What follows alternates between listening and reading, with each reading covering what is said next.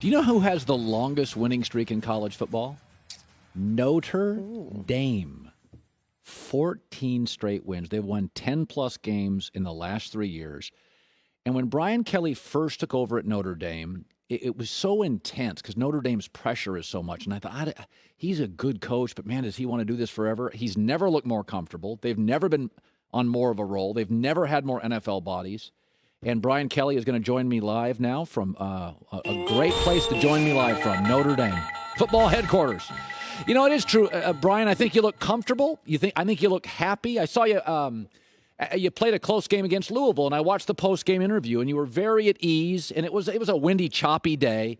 And I got to be honest, the first 5 years there, Notre Dame's a lot. It's a lot of pressure. You look more comfortable. That's what I see.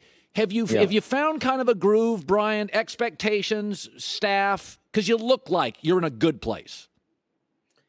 Yeah, I mean, I think early on, it's like anything else. You come to Notre Dame, and the pressure is not to lose, and that's the wrong way to look at it. You've got to really come here and think about the production and how your players are competing, and don't even look at the scoreboard. And I think we spent too much time thinking about winning games. And when it's all about winning, you play tight and there's just too much anxiety. I think we've gone to the point now where it's about our production and how we play on Saturdays, and the rest takes care of itself. And it's gone pretty good for us over the last 4 years. I ran into Ian Book's dad in Utah this summer, and I said, I like your son. And I said, but, Brian's going to push him, and this is what Brian's going to do. He's going to push the quarterback. And I watch Ian, and he delivers for you. Is this all things considered, is this your best Notre Dame team? I would say it is. We had some great players on the 12 team, the 18 team, and even 15. Will Fuller on the outside, CJ Procise. I mean, there were some great players in 15. But I think if you talk about physicality, if you take about the basic premises of putting together a really good football team, it's O-line, D-line, and speed on defense. And I think those are the three areas that separate this football team. It's interesting. I had a PJ Fleck on, a guy I have a great deal of respect for. His team's kind of unraveled. I know James Franklin. I love James. His team's unraveled. Yep. I know Harbaugh. It's not been good. So I'm watching some of these really good coaches, and it is with COVID, it is unraveled, Coach. No doubt. You have not. Do you look back over the last 6 months and think, boy, I'm glad we did this? Because whatever you're doing, I've seen a lot of good coaches. It just comes unglued here, and you haven't. Why do you think that is? Oh, wow. There's a book to be written about this. There's every step along the way has been one to navigate through with clear communication. Our first meeting is what I would say was probably the most important. And we said, look, you guys need to understand you should not be here unless you understand that you're going to have to sacrifice a lot, things that you've never sacrificed before, because this is going to be difficult. And I think that first meeting kind of set the tone that everybody that was there was going to have to pay attention to the detailed things if they wanted to fight this virus and fight for a championship. And I think that helped us in our first meeting. First of all, I think you've become an offensive line machine, and Notre Dame offensive linemen, it should be noted, are getting paid. Yeah. Folks. So get that message out, because when we call for that big endowment check, we want them to remember that. But it's interesting because I've seen you play Georgia twice. They're go-either-way games. I saw you beat Clemson. And there was about a 15, 20-year period where I was like, that's not a good space for Notre Dame. And so you are going into homes, and you're competing against Clemson, Bama, and LSU and Georgia for players in Ohio State.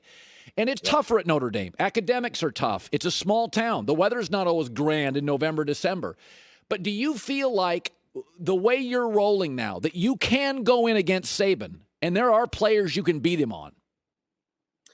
Yeah, again, we're very transparent in terms of who we are and what we're looking for. So we're going to be clear when we talk about why you would come to Notre Dame. Here are the things that you would get by coming here. And I think that's where we'll have our niche. Now, again, I think what we can point to is that we have an incredibly physical football team on both sides of the ball. Yeah. And we've developed those players to move on to the NFL as well. So I think that there's a great niche there. You're going to come to the Midwest. You're going to expect to play in difficult conditions. So, this is where we can really, for us, get into some of those homes and talk about how we can develop you and get you ready for the next stage. And we've done really well with those kids that understand Notre Dame and want to move on to the NFL, especially those linemen. Yeah, Jalen Smith, by the way, Will Fuller, Quentin Nelson, Chase Claypool. Quentin's going to get paid a lot. And guards generally don't. He's going to make a lot of money.